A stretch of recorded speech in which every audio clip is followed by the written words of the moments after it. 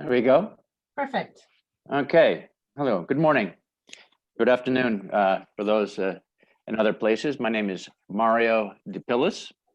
I'm the director of the Independent Market Monitor of Mexico. And today I'd like to talk about some observations and comparative observations about market monitoring in Mexico and particularly the United States. So it's a general overview of some topics in particular. The topic of market monitoring, market surveillance is actually quite large and can be quite daunting. There's a lot to cover, so I don't think that this will cover everything, but it will cover a few items of particular interest. All right.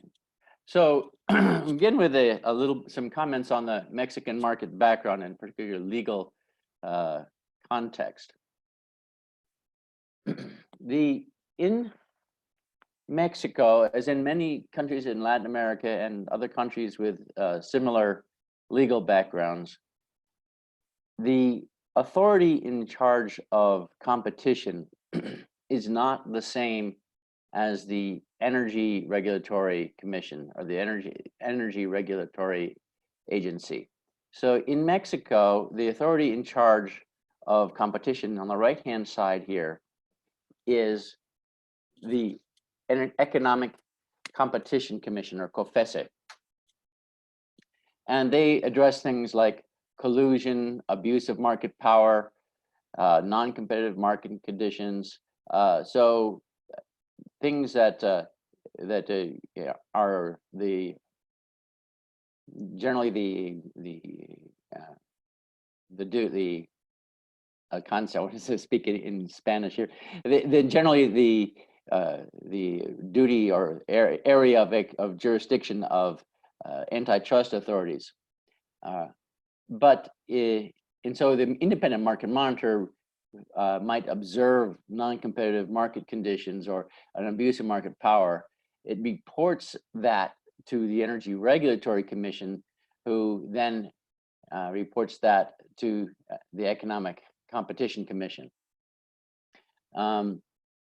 So the independent market monitor collects information from the market participants, from the market operator, and in particular, those are the two primary sources, and examines that for abuses of market power, market conditions, and manipulation. And that would be reported to the Energy Regulatory Commission, and the reports would then be reviewed by the Economic Competition Commission. The United States is quite different.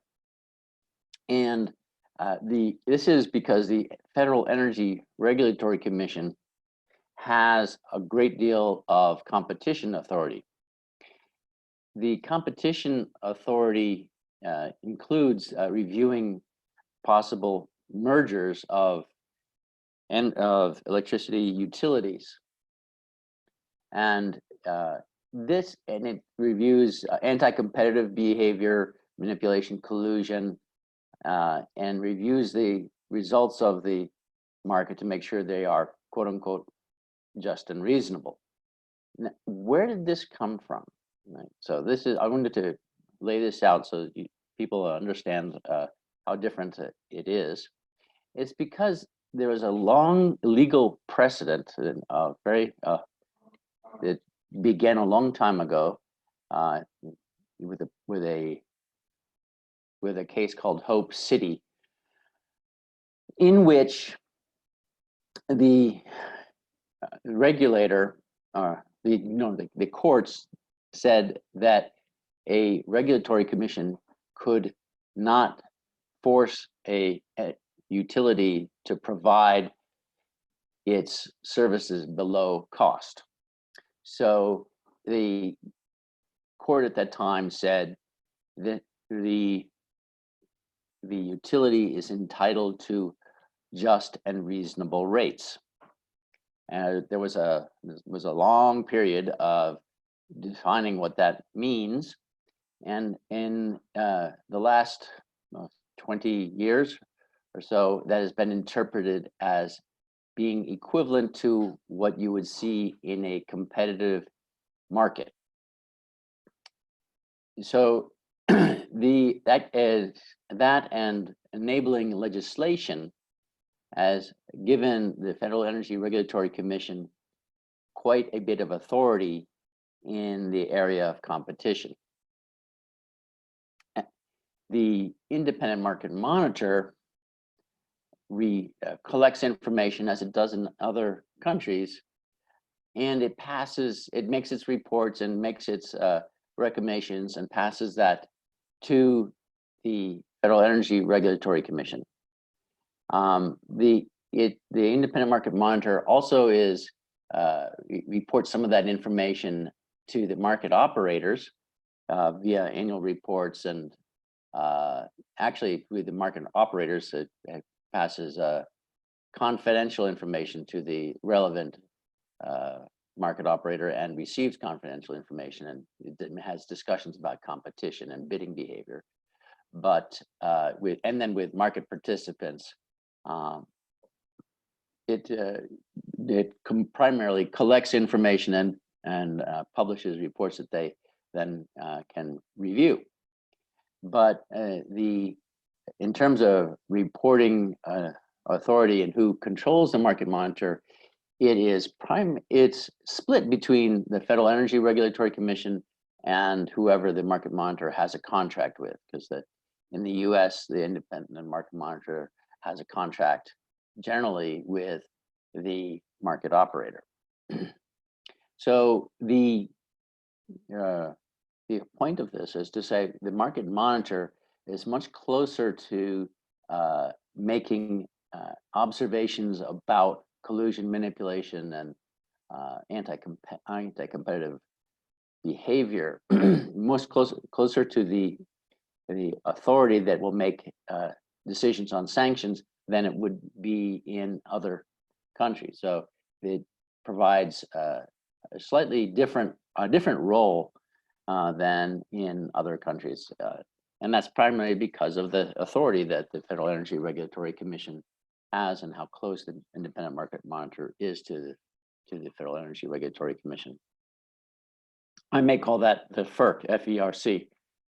So FERC, if I stumble and forget to tell you say the whole name.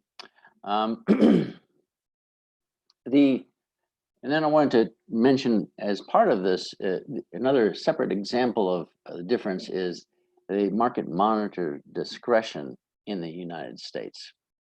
In the US, in comparison with other markets, the market monitor has a fair amount of discretion, and I'll give you some examples. It can make these decisions relatively quickly. They are subject to approval or subject to appeal to the Federal Energy Regulatory Commission, but it provides a great deal of flexibility to the market monitor.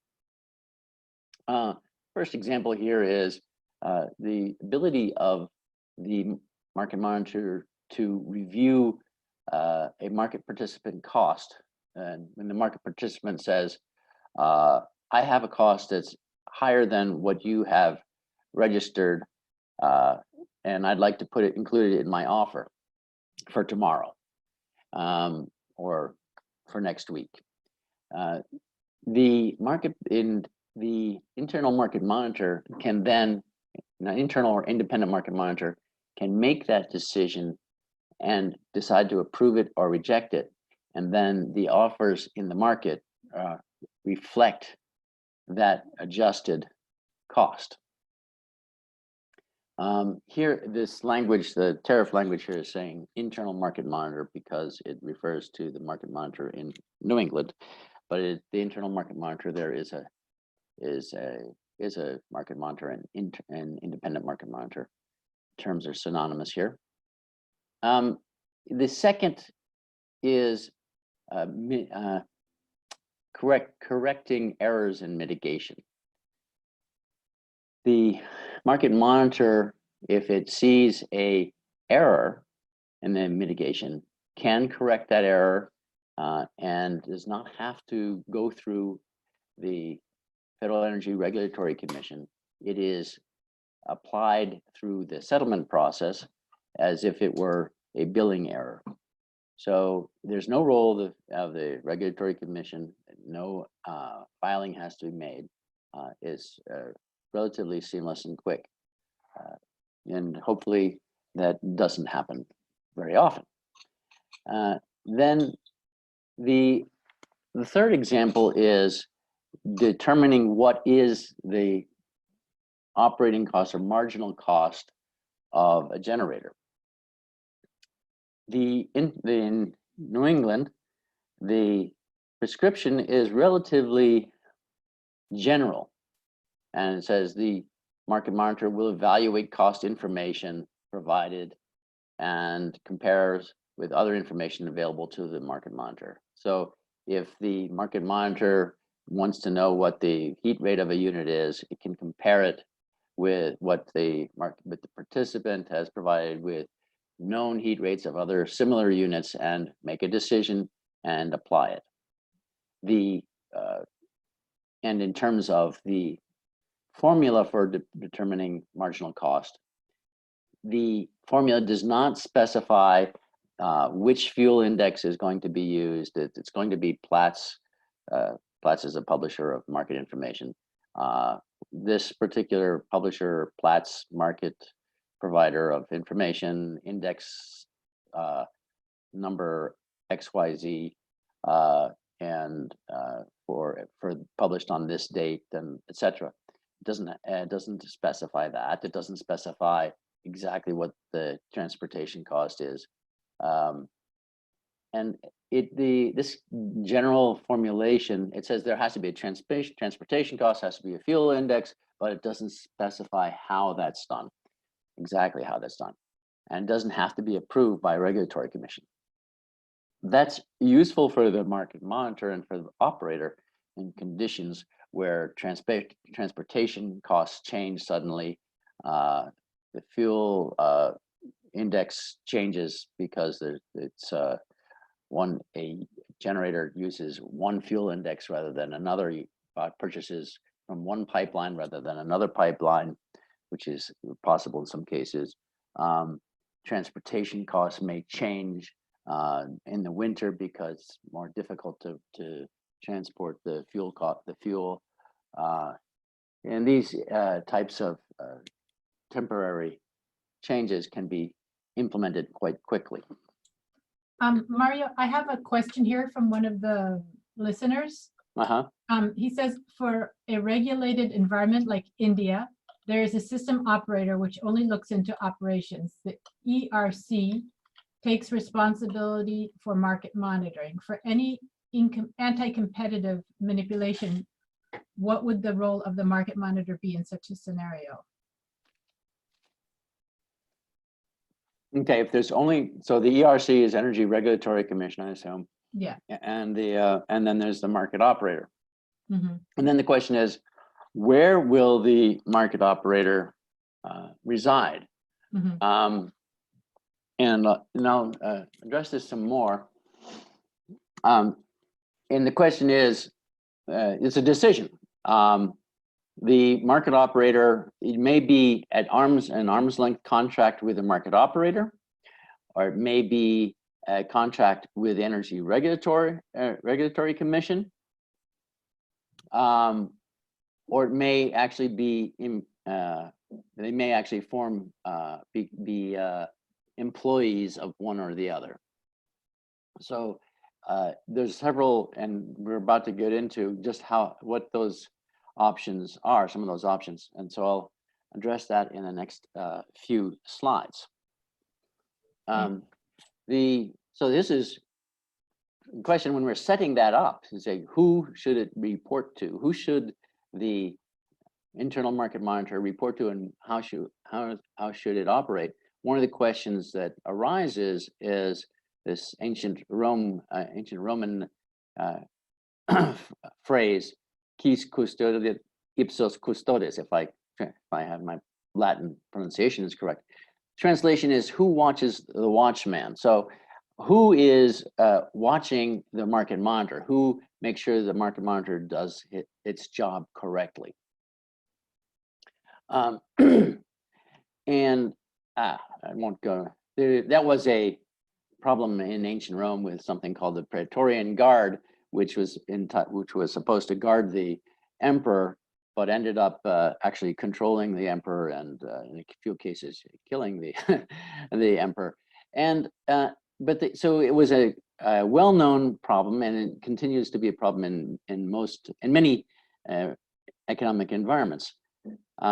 It's linked to what we call the principal agent problem, but that's another more deeper topic. But the Federal Energy Regulatory Commission was worried about this and the role of market monitors. So it said, all right, we're going to be that watcher of the watchman. We're going to enable more oversight of the market monitors by ourselves, the FERC. And so we'll be watching the watchman. Then it limited the role of the market monitors in mitigation of offers. It said the market monitors had a conflict of interest in applying offer mitigation to the market that they are actually monitoring. So they said, no, that offer mitigation should be done by the market operator, not the market monitor, and consequently not by the Energy Regulatory Commission. So they tried to strike a balance. I'm not sure that it was the correct balance, but they were wrestling with a difficult question. They said the market monitor will watch the mitigation conducted by the market operator. And so they said, well, the market monitor essentially sits outside the market operator, either completely or through an independent reporting and setup like as you would have with an internal auditor. So it's either completely separated or separated functionally, and therefore it can watch the market operator, and the market operator will carry out the mitigation. In practice, that discretion continues to be exercised by the market operator, and is likely that the market operator has a conflict of interest because the market operator is heavily influenced by its clients and members. Market operator depends on them to vote in new rules. Sometimes the clients or members have a role in deciding who becomes a member of the board of the market operator, etc. So it's not clear that there's a good or the best balance possible to resolve this question of making sure the market monitor acts correctly, or that the mitigation is carried out without a conflict of interest and without exercising undue discretion. I wanted to add this because I talked about the discretion of the market monitor, and then the question is, who limits that discretion? Well, you have to set something up to make sure that the market monitor, if the market monitor is carrying out the mitigation, it's being watched either by another market monitor, by the Energy Regulatory Commission, or some other entity. So the issue does not go away entirely. Now, I'm going to address the question that came up a little more in depth here, and talking about why market monitoring and how is it organized, and really how it's organized will address the question that came up. The goals of market monitoring should be fairly clear. It's long-term efficiency, which is efficient investment, investor confidence. You need investor confidence in a level playing field, efficient prices, expectations that of these efficient prices that lead to long-term investment that lowers costs and provides a reliable operation. So the real goal of the market is the long-term goal, the long-run equilibrium that will lead to lower costs, lower long-run average costs, and reliable operation. It's not, if we're interested in efficiency, not lower cost per se, but efficiency is defined by lower long run costs. But we are also interested in short-term efficiency, and by that we mean avoiding inefficient dispatch that would waste fuel, that could occur due to economic withholding, and for these reasons, we want to have that optimal dispatch. The offers have to represent a short-run marginal cost, and this is the role of mitigation, which is overseen or carried out by the market monitor. So that's a key goal of the market monitor: make sure that that short-term efficiency is guaranteed, as close to guaranteed as possible. But it also reviews the level playing field issues that the participants are concerned about, and that affect that are not directly short-run marginal cost concerns, such as curtailment of renewables by the operator, that it may be inappropriate, and on the other hand, the forecasts made by participants of renewable energy participants, make sure those forecasts are representative and are not attempt to manipulate the market or simply not good enough to be used in a market. Generator outages and operational parameters that submitted by participants that may be attempts to either do physical withholding or try to adjust the commitment of their units by setting operational parameters that are too inflexible, and with the result that their unit gets committed for a longer period. Calculation of transmission limits by the market operator. All of these are can be very detailed investigations or detailed studies to make sure that the actual decisions made by the operator, in particular, it's primarily the operator, are efficient, and they are reasonable, and that the market participants do not engage in behavior that do not engage in changing their physical parameters in a way to adjust or manipulate the market. So those are some of the general goals, areas of focus for a market monitor. Now I want to talk about the design and structure of market monitors, and this more directly addresses the question of the participant. The market monitor can be inside or outside the market operator.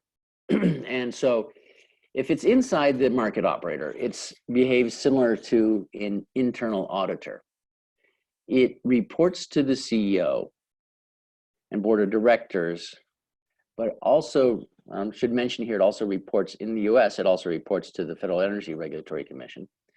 But it has an independent role within the market monitor. So even inside the market operator. So even though they are employees officially of the market operator, they have employment contracts with the market operator, they have much more independence than within the operator than a normal employee would, just as an internal auditor would.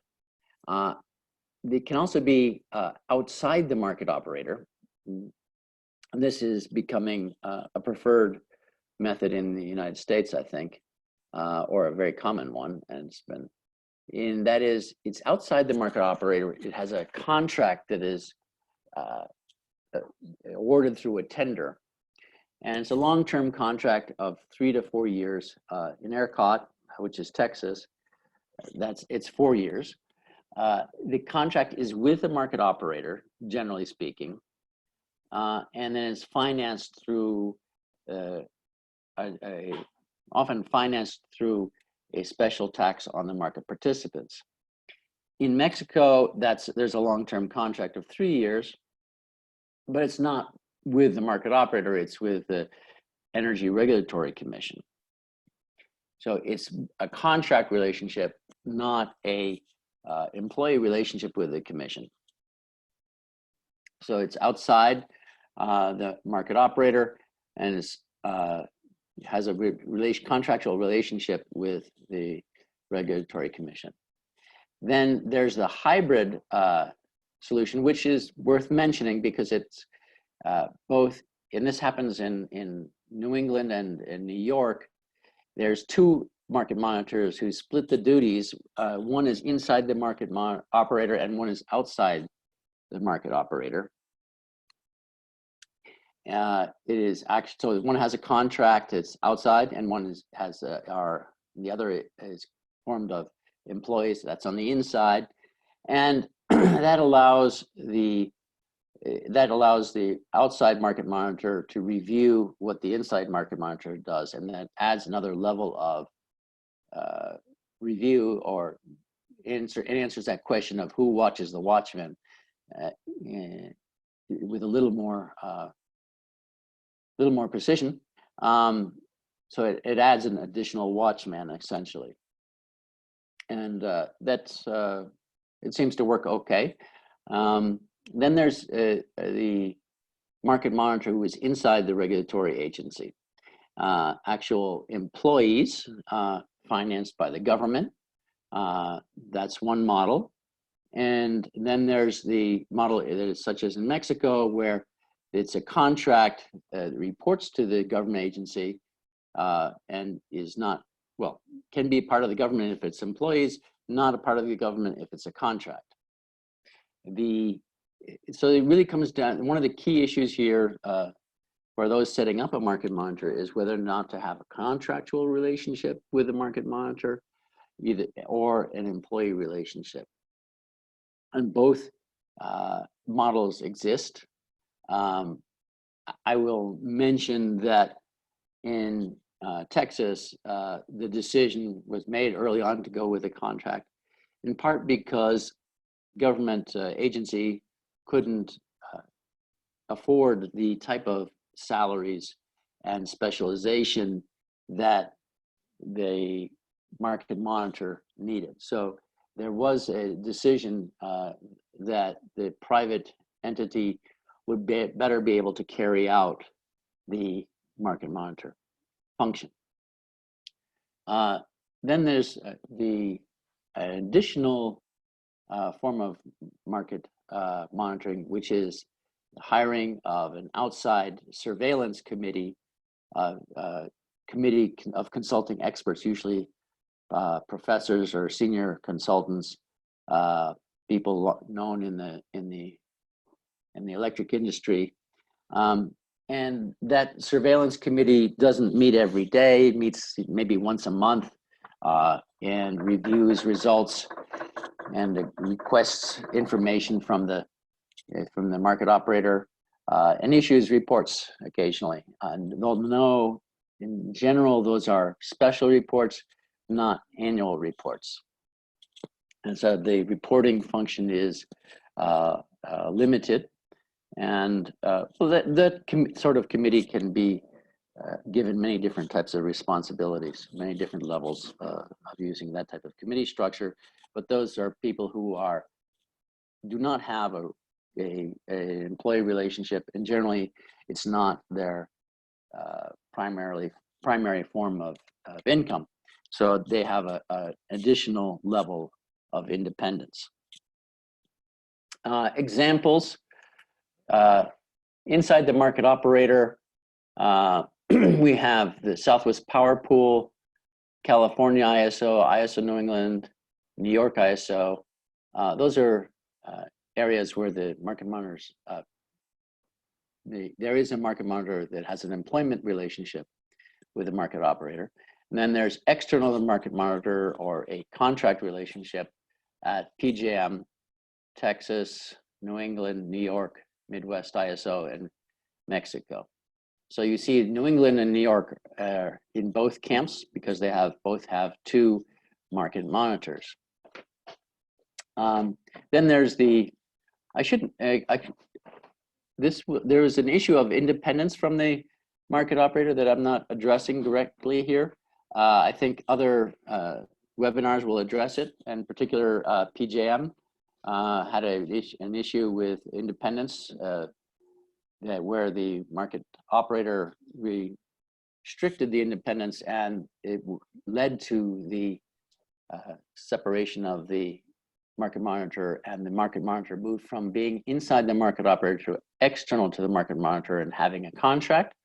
Let me put a quick plug there for, that was our first webinar, actually. It was with the market monitor for PJM, and he did indeed discuss that. So if you're interested in more detail on that, you can take a look at that webinar, which is on our website. Right. So that was a key event in the history of market monitors in the US. Then the hybrid structure exists in New England, New York. And then there's inside the regulatory agency where the market monitor actually is in most of these cases, it's an employee relationship, except for Mexico. And that is Alberta, Singapore, Australia, Colombia, like a few others. It's actually quite common. In Mexico, we have a contract with the Energy Regulatory Commission. So we're, in a sense, outside the Energy Regulatory Commission because we have a contract, but we actually report to them directly. Our offices are inside the regulatory agency, and we have a much tighter relationship with the regulatory agency than other external market monitors have. Then there's the supplementary market surveillance committees, which exist in California, Ontario, and existed for a while in New Zealand. All right, I think that answers the question from the participant. And I have another, I'd like to talk about building blocks of market monitoring, what it takes to do this job. And I mentioned ERCOT decided to go through the contract route because they didn't believe that the Energy Regulatory Commission of Texas, which is called the Public Utility Commission of Texas, would be able to finance the people and the tools required on a long run basis. And that's for each entity to decide for itself. But I think there's some merit in that. So in Mexico, we have 8 people with doctorates, 7 with master's degrees, and then 7 with what's called a licenciatura. It's a bachelor's in US language. And they span the spectrum. They have lawyers, a few lawyers, just engineers, power engineering. We have power engineers, and we have mechanical engineers who review generator efficiency issues, economists and data analysts who review the data and look for manipulation and efficiency, and then specialists in information technology, which is quite important. That's the basic infrastructure of market monitoring required that they develop, and they develop that infrastructure that we depend on every day. And it is really makes our life much easier if that infrastructure is in place. And that infrastructure is actually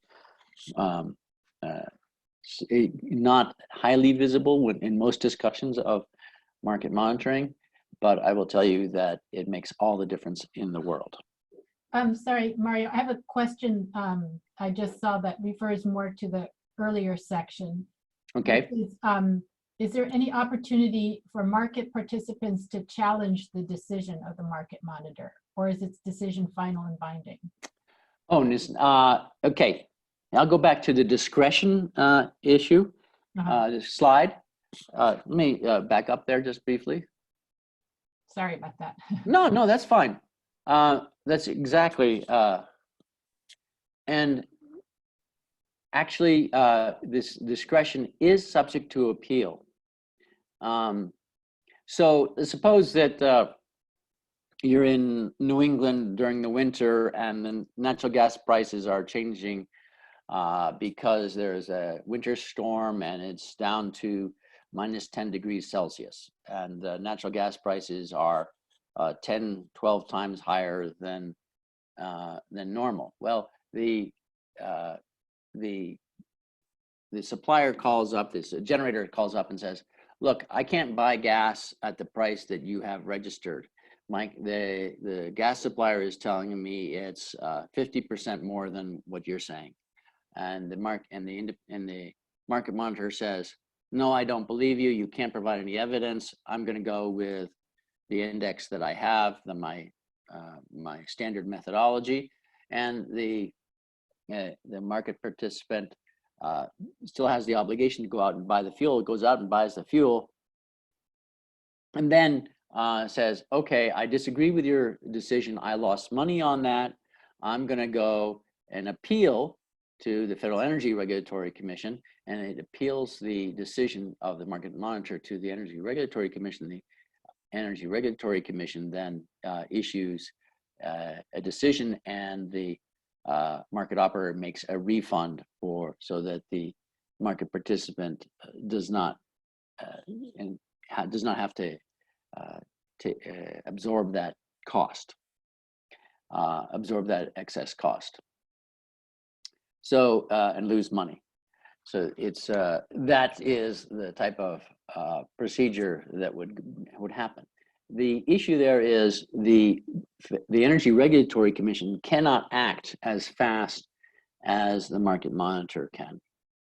So it may be a 6-month process to get that refund, whereas in the market operator and the market participant face a condition where they have to actually operate that day. And so the decision has to be made right away. And then if the decision is not accepted, it can be appealed. All right. Thank you. Sorry about that. No, that's fine. That's great. Here's we have a large team, and so I just thought I'd throw up my team picture. We're very proud of my team. And get an idea of the size. Then I want to talk about the people. I want to talk about the tools. I mentioned about the IT infrastructure, and here's a high-level illustration. The key is on the right-hand side, we have the data warehouse that our analysts and economists and engineers use every day to access the data. And then we have on the left-hand side all the different sources that have to be accessed in order to build that data warehouse. So there are Excel files from the market operator. There's 2 or 3 different types of market databases. There are flat files. And then there's external websites, which are not here. Things such as providers of fuel indices, climate data, and other types of data that are a few other types of data that we have to go out and get. And that generally means an automated script that dials up the service, connects to the service, downloads the data, or scrapes a website and loads the data. So there's quite a bit of work there. And we have to review the data and decide. And we're accessing data from the market operator, for example. Their databases are not designed for analysis; they're designed for production, and they don't have the same levels of data quality concerns that we do. And so there's a lot of correction and cleaning and reorganization of the data before it gets into our data warehouse. That's a time-consuming building of infrastructure that has to occur prior to being able to use the data and incorporate it in the data warehouse. We have tools. You can use statistical packages, custom indices, artificial intelligence, all sorts of tools that you can use. Some of them very standard, such as the statistical packages and indices. But I wanted to highlight another tool, which is market simulation, and the ability to access the actual market model. This is, and I'll just say it's very important, and let's see, I'll give a, oh, let me see. Okay, so you need to be able to rerun the market cases and be able to review the operator decisions and the decisions of market participants to see what the impact on prices is. So what you can say, well, what if the market operator allowed for the transmission line to be rated 10% higher? Or what if that wind farm that's offering 60 megawatts, what if they offered 100 megawatts? Would that have an impact on the price? And are they in fact trying to manipulate the market? Are they benefiting or profiting from their behavior?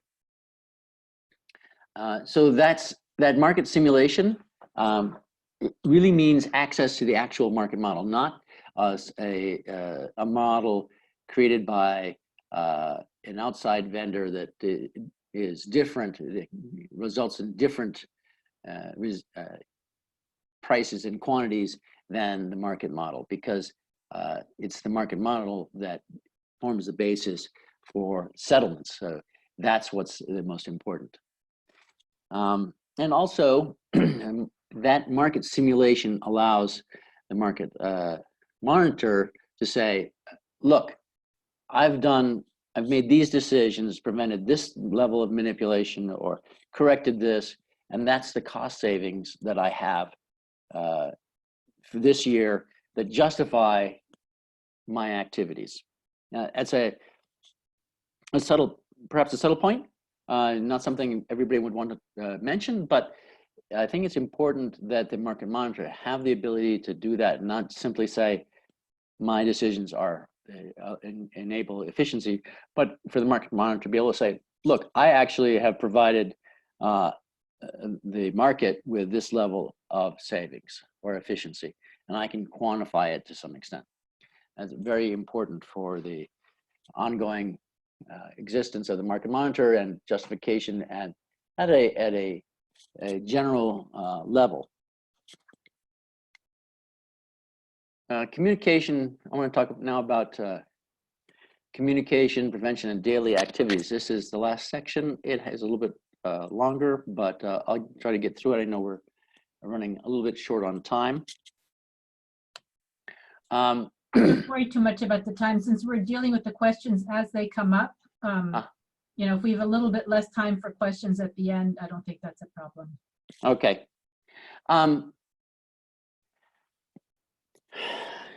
It's important, this is a difference between a regulatory agency and a market monitor to some extent.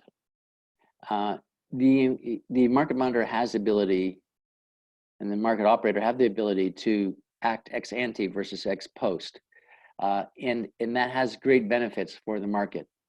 It allows the early detection and early warning of problems, and then it allows for the market monitor or to take some kind of action that prevents damage to the market.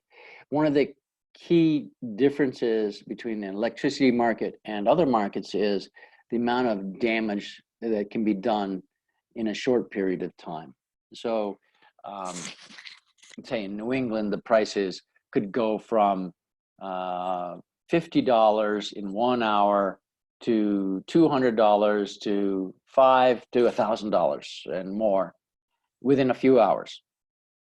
And so that damage can, if that's not a correct price, then that damage is, it's damage, it's economic damage, and it's represented in the settlements. And then it has to be unwound afterwards if it's decided that was inappropriate. So that is one of the key issues in electricity markets and why we have to act quickly, and why it's important to do have ex-ante preventative actions. So I'm going to give you an example of ex post, the California ISO. I think many people know of the California energy crisis. It took them 18 years to resolve lawsuits over market manipulation. It was just this last year, I believe, that they finally resolved the last lawsuit. That's a long period of time. It's not something most markets can sustain. You can't have that type of long-term lawsuits and have an efficient market. So how do you get around that? Well, you implement various ex-ante market mitigation strategies and take actions. I'll talk about communication as well. But an example in PJM and New England, they have an automatic correction of inappropriate profits from financial transmission rights. So they as a part of the settlement process, they say, oh, it looks like this transaction in financial transmission rights is the result of manipulation through these other instruments called virtual transactions. And we're going to reduce the amount of money paid to the participant because it's highly probable that this is manipulation. We're just going to reduce that. We're not going to apply a fine.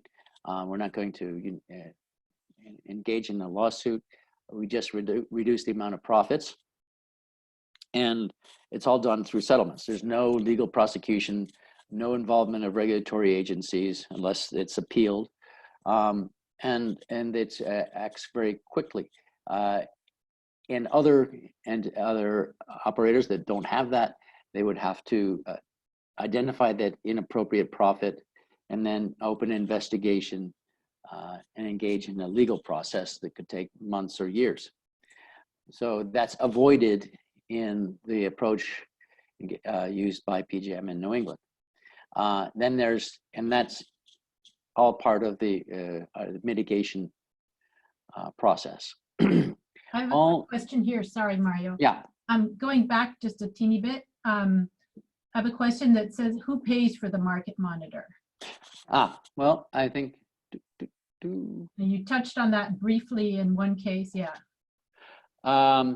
Okay, so generally, inside the market monitor, if it's inside, it's there are employees, then it's the market operator, and it comes through the market operator tariff and subject to a budget decisions by the market operator. If it's outside the market operator, the budget is through a competitive contract. The budget's made up by the contract and through a tender. So the tender determines what the budget's going to be. And they have a contract with the market operator. And in ERCOT and in Mexico, they have a special tariff that's additional to the normal tariff for the market operator that collects money for the market operator from the participants. So it's either, and then inside the regulatory agency, if there are employees of the government agency, then they're subject to the budget constraints of that government agency, which is the part of the problem I was talking about before, that ERCOT decided that was a limiting factor on market monitoring, and therefore they decided to move to the contract model so that they could separate the budget of the market monitor from the government budget. There's a second part to the question that maybe we want to save for the end. It's sort of a general question. I'll leave that to you to decide. It says, asks if we'll address the conditions necessary for a country having a competitive market and market monitor.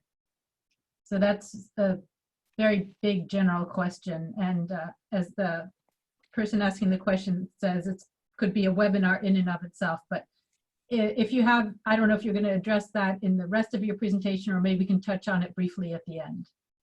Conditions, say that again, conditions of the conditions necessary for a competitive market and market monitor. Okay, So- the conditions necessary, that is a whole another issue. But I would say this, you never run out of the need for that internal auditor. And you can, and the question is it a pure market or is it some kind of hybrid? So for example, in Mexico, you have a dominant entity, which is the primary generator and also the primary load, but we still have a market and competition. And then the question is the market monitor more or less needed? Well, it's actually more needed in that uncompetitive environment. There's the market structure is not highly competitive. So that may actually mean that there's an increased need for something like a market monitor to review how that large dominant player is acting. So the question is, okay, do you see that if you have a more competitive environment, then the focus simply shifts from a role that's more like an auditor, I think, to more of a market monitor is looking for manipulation by the market participants, smaller market participants trying to manipulate energy prices or reserve prices or other prices. So if you you do need them in both cases. It's just a different focus of the market monitor. So I think it's necessary or it's useful in both cases. Even if you have a complete vertical monopoly, and then it becomes completely a job of an auditor job and a regulatory job, but you still need you still benefit from an entity with that type of role. And vertical that's again it's a large topic. So I'll just make those observations and go on. Yeah, thank you.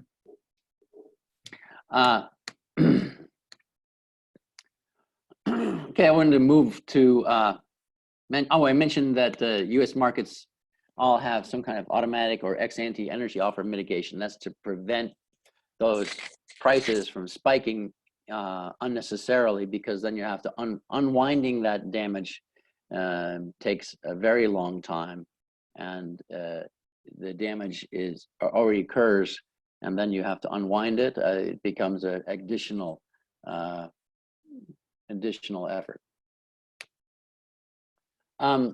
One of the things that a good market monitor can do is establish good relationships with the market operators and market participants, and the goal being that early detection and prevention of damage. So the market monitor should have frequent in-person meetings with a market operator. You don't wait for the problems, go find out what they are. The market operator should volunteer information. Verbal information from the market operator, I would say, is as important as access to data and using data analysts to find out what the problems are. You never take, a market monitor should never take that verbal information as conclusive, but as a basis for a hypothesis to then establish a hypothesis, and then the market monitor goes and finds out whether or not there's grounds for that hypothesis. So the market operator may have a suspicion, may be convinced themselves that this is what the problem is, but they don't have the time, because they're operators, they don't have the time to do in-depth analysis, and the market monitor then does an in-depth analysis and says, oh no, the problem is related to what the market operator said, but it's not quite exactly what he said. It's actually different. So there's a different actual problem and the solution.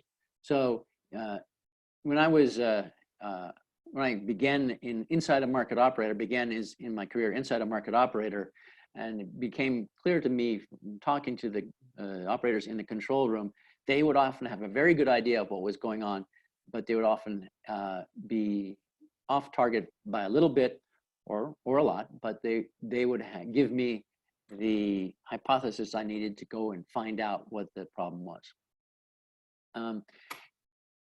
And I'll just mention, since the issue of where the market operator, the independent market monitor should be located, that wherever it's located, it should not be very far from the market operator.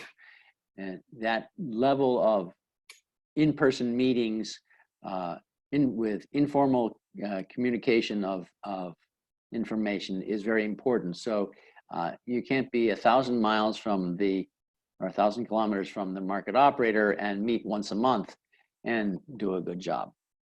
That's not feasible. The other is a relationship with market participants, somewhat similar to the relationship with the market monitor, although not quite as close. It's very beneficial to develop that relationship, to have regular private meetings with those market participants, gather their information, their hypothesis, what they think is a problem, and then be able to verify that or not.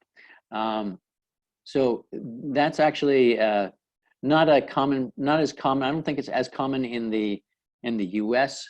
In the U.S., most of those meetings, many of them occur in official forums, but I think it's particularly important to have those private meetings outside the open forums, because the market participants will give you very different type of information in private than they will in public forums.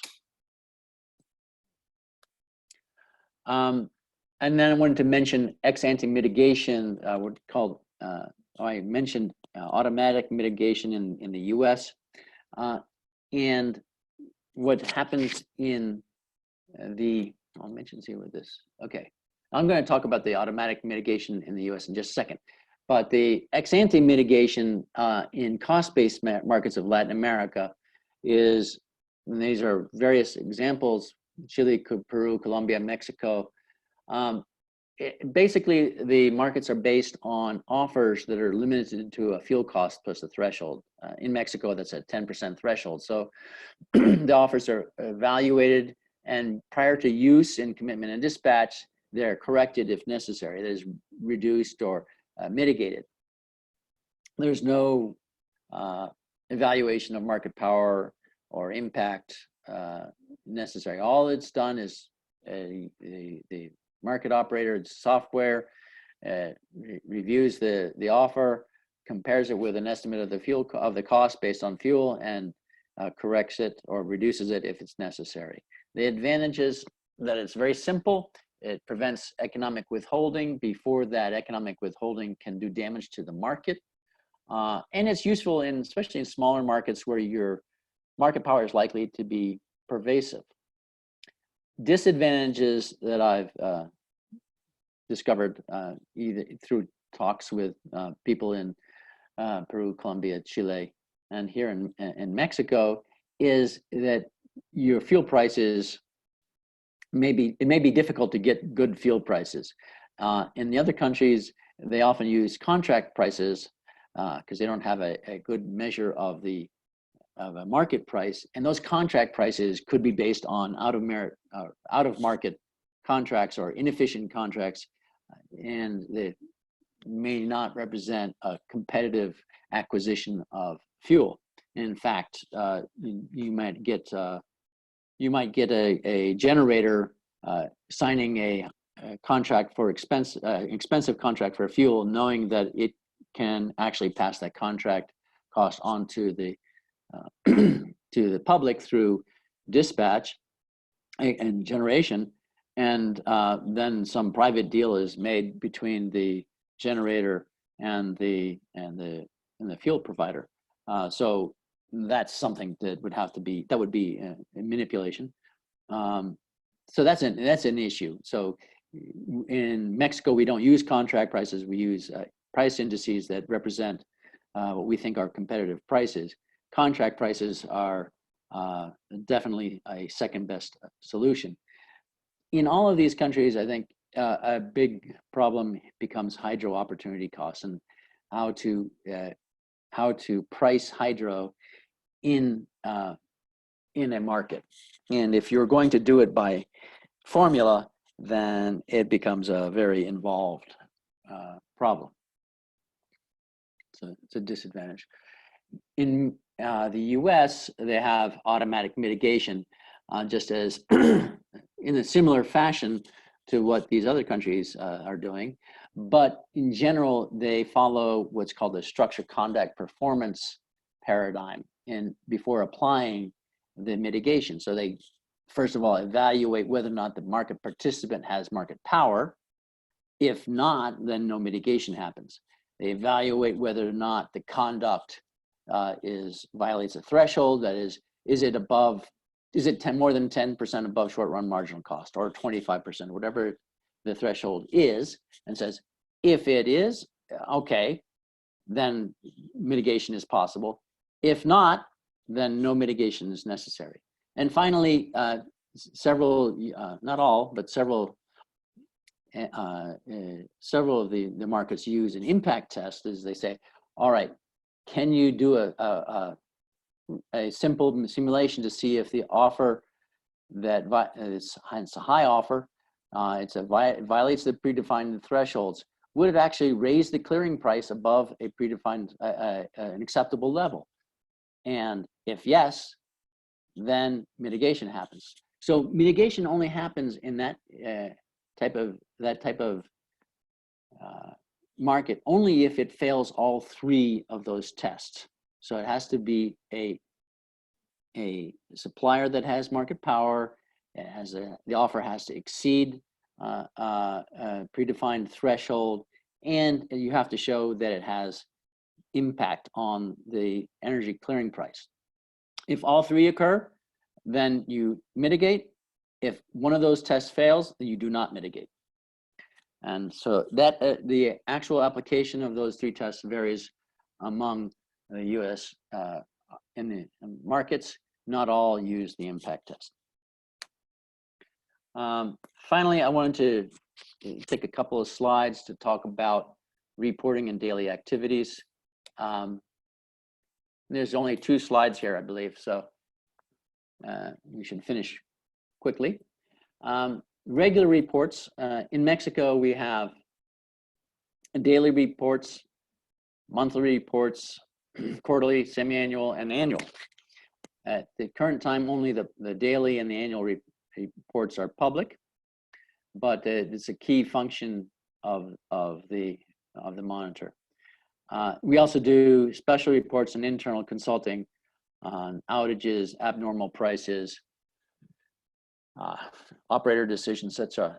Those are maybe 3 to 4 reports per month. They may be 5 pages, 3 pages, depending on what the need is. If it looks like it's going to be longer than 5 pages, it'll most likely end up in the monthly report. But those are quick turnaround reports, like more akin to, more in depth than a simple memo, but it provides the Energy Regulatory Commission here in Mexico with information on a quick turnaround basis. Our daily report runs about 7 or 8 pages. This is just a few displays from that report. And this report is actually quite well, it's quite heavily used by the industry because it provides them with information they don't have. For example, on the right-hand side, you see the supply offer curve. They can't build that supply offer curve themselves. They don't have the access to it. We have access to the private offer, so we can build it. They don't have access into the offers until 60 days later, and then those offers are masked. So that's a type of information we can provide on routine basis that they can't, they don't have access until much later. Actually, system capacity, net capacity, that is the capacity margin, is not published by the market operator. We calculate it and publish it. That's these, so that's a key issue. And the price map is something that various vendors provide, but we provide it as well. So, and a general overview of what's happened over the last year compared with last year, where we are, a number of things that they find very useful. So this is provided every day. And in order to build that and do other analysis, we go through a daily process of data collection and analysis. It begins at 5 a.m. with automated verification of data. We have somebody who attends a meeting. There's always somebody attending an 8:30 meeting at the market operator offices, which is a regular meeting that the market operator has to review operating conditions and compare with what happened the previous day. We review market operator reports that they generate for themselves on expected versus actual results, review a variety of other logs, review special geographic areas of special interest where we know that there's been historically problems. And then we conduct our analysis and we write 2 reports, one internal, one external. The internal report reports deviation of generation, outages, changes in temperature and load, which is not confidential, but we analyze that in more detail. Saturation of critical interfaces, maybe another information that may not be available publicly. That's a report we provide to the Energy Regulatory Commission. And then there's the daily public report. And those 2 that I've discussed. And we then have a meeting where we discuss both reports at 12:30 p.m. with the Energy Regulatory Commission. So we quite busy between 8:30 and 12:30 in developing those reports and then having a discussion and review of the market results with the Energy Regulatory Commission. And then at 12:30, that meeting may run half an hour or an hour. And then we have a publication of the daily report afterwards. So at around 1:30. So that's, then we can move on to the rest of the day. Our analysts are then freed to do more work. That's generally the work of about 3 analysts, and then plus all the staff that attend the daily meeting. And it's one of the more useful processes we have that really forces us to review and analyze the market products, the market operations, and helps us identify anomalies and issues prior to them and prevents them from becoming problems.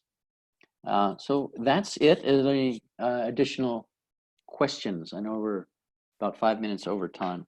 Yeah, I do have an additional question. Okay, what action does the market monitor take in case required reporting is not being filed by the participants? So if they don't receive the information they're supposed to.